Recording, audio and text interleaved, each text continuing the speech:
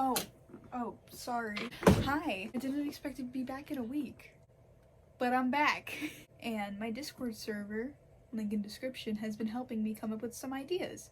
One of them, I think I have a screenshot of them, said to make a video on my headcannons for minor demons, and that's exactly what I'm gonna do. Mainly because I have a lot of headcannons, but also because I want a reason to draw them and a reason to voice my opinions on them. Anyway, let's get to reading. Well, actually, I don't have to read anything. I could say it off the top of my head. Why did I get my glasses? So, some headcanons. First of all, what are headcanons? It's like giving a blank character their own backstory and their own facts about them. Like, in Minor Demons, a lot of the characters are very bland because there's no story to it. Well, there is a story, it's just that the characters don't have that much of development going on. So people come up with a thing called headcanons, where they give the characters their own, like, family facts, personalities, reasons for some of their personality, like, things.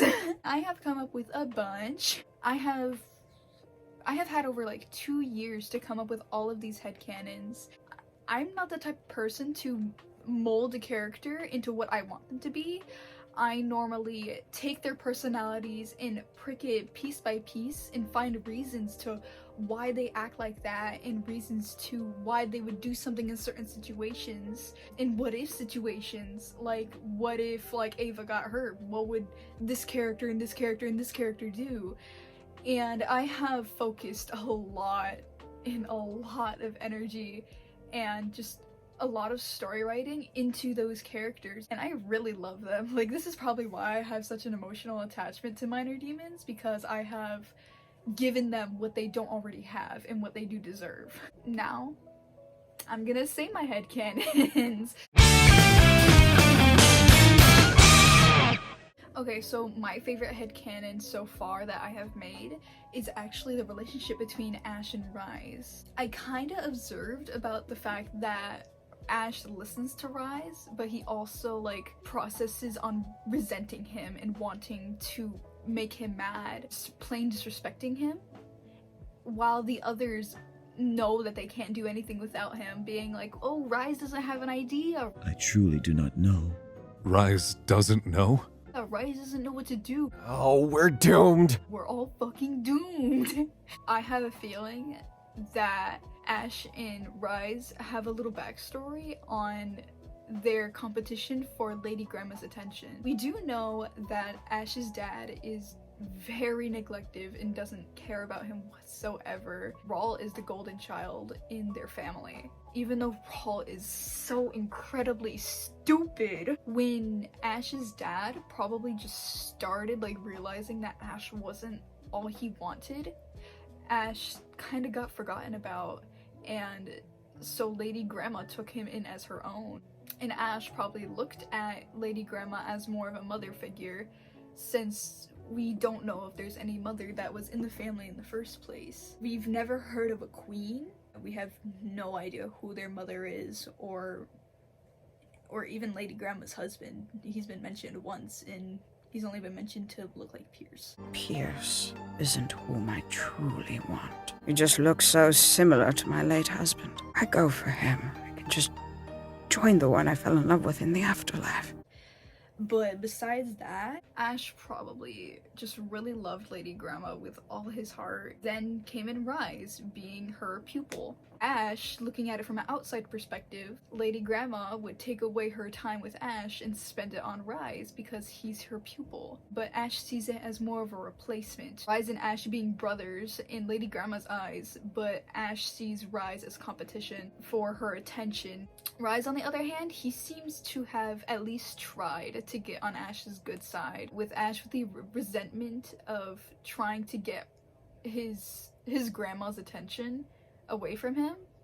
That's where he probably has a lot of his embedded hate for Ryze. I honestly don't blame them. They're polar opposites. Ryze has ice magic, Ash has fire magic. Is very smart and intellectual, while Ash is very a rebel. He doesn't really care for anything. Everything must go his way. Ryze will adapt while Ash wants everything to adapt to him. It's kind of nice to see them at least form a relationship by the end of the series. And that's the end of that headcanon. Another one of my headcanons is that Pierce and Leaf also have history together. I actually came up with a little story about it. Pierce, he is not from Ash's kingdom, which I named the Ruby Kingdom, or the Fireblood Kingdom. I'm just gonna call Ash's kingdom for the sake of this video. Pierce is not from the kingdom. He is from a little village near outside of it, more in the forest area. It's really confusing. Pierce Village and Leaf Village. Leaf Village is very rebellious, destructive, and they eventually want to become as big as Ash's kingdom one day. Leaf's village would most likely attack Pierce's. Their early forms of trying to become a threat, like try to build up that threat and try to overthrow Ash's kingdom. But there's also a point where Pierce figures out that Leaf is from the village that destroyed his, and blames him for what he did to his hometown. Pierce, honestly, he doesn't seem very forgiving. Vengeful, kinda. He would not let go of a grudge if he ever developed one. It's very hard for him to develop a grudge, but if he has a grudge, he will not let it go. And he wants revenge on anybody that does him wrong. And like, I came up with this idea because in one of my other videos, Leaf and Pierce Loki having a bromance, it was more of them just picking on each other and having little side conversations. So they obviously knew each other or had some sort of relationship before the series started. Maybe, it may be a possibility, I don't know, that in one of their little arguments, Pierce is the one that caused Leaf's scar. Leaf is constantly trying to one-up Pierce because he's also vengeful and he also wants revenge on what he did to him for the scar. Pierce has always seemed loyal. He's the only one who's really told Ash that we will serve you no matter what happens. We still respect you and will serve you diligently. Also, Pierce has those moments where he is very protective of other characters. There's not that much evidence for it, but it's definitely potential. He does seem to be very fond of cats. He's very gentle and he's very quiet. One of my predictions for APHMAU Season 2, if it ever fucking happens, Pierce eventually does get himself his own little spirit. And he does get his little spirit, he's gonna treat it like his own baby. That'd be hella cute. Shit! I forgot to say something, but I did come up with the design for Pierce's potential spirit or something like that. If he wants a cat, he can have a cat. I just made a design for it if you want to look at it. Another one of my headcanons is that Pierce is actually related to Ash, as in the manner of Lady Grandma saying that her late husband resembles Pierce a fucking lot. Pierce isn't whom I truly want. You just look so similar to my late husband. Also the fact that they're the only ones with tattoos. Ash is a prince, and he has a little tattoo on his shoulder, but Pierce also has one on his right shoulder. I may be overanalyzing it. In my opinion, I have a feeling that Pierce has immense amounts of trust from Ash's kingdom. Mainly because of the tattoos, like probably a military rank. Like he earned it. In his fucking outfit, it shows it with pride. Like he doesn't cover it up. Well, maybe I'm overlooking designs, but it probably has some form of importance that we'll have to keep note of in the future. Sorry for the sudden drop into a video, but unfortunately I had to cut the recording short. I honestly have no other way on how to end this video other than, what do you think? What are your little headcanons, and should I do more?